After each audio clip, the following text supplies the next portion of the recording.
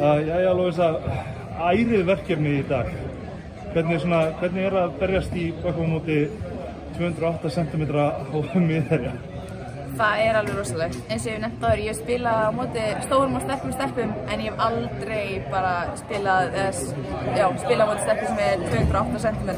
Þetta var alveg fárlegt að ég var í varnarstöðu og ég var bara á miðjuminn hennar. Ég hef ekki lent í þessu áður en ég vissi alveg komið inn í leik þannig að við ákveðum að vera bara brjálaðar og byrja á því að reyna að ýta og láta finna fyrir okkur þó við verðum minni.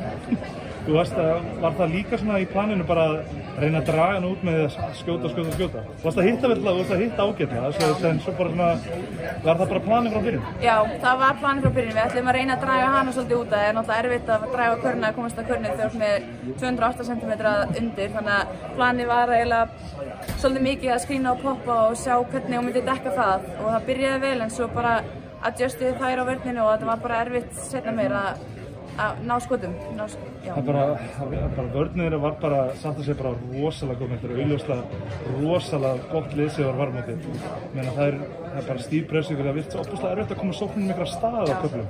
Já, það eru náttúrulega með þvílíkt vopnabúr sko, það eru með bara geggjaðar stelpur í öllum stöðum, bara sóknarlega og varnarlega. Það eru nokkra þarna í vörn sem að ég bara topp varnarmenn sem að maður hefur spilað á móti og það gerði þetta bara svolítið erfitt fyrir okkur og þetta, var erfitt fyrir okkur að koma boltanum upp völlinn og byrja að sókna en svo bara leið og við hittum eitthvað eins og ég byrjaði að setja þrista og svo bara breytti þær vörninu og gerði þetta erfitt fyrir okkur og við áttum erfitt með að finna lausnir á þessu.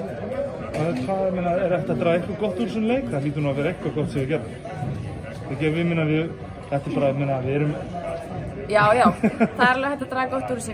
Við komum inn í hérna leik bara ætlum að taka þetta á hörkunni og ákveðinni og bara stemningunni og við ætlum bara að halda því áfram. Við erum underdogs í öllum leikjum sem við spilum en það þýðir ekkert fyrir okkur. Það ekki hægt að nota það sem afsökun. Við bara verðum að koma sterkari bara í næsta glugga eftir ár. Þannig að bara aftur í liðin og bara halda að bæta sig fyrir næsta glugga. Það bara svoleiðis. Takk fyrir. Takk fyrir.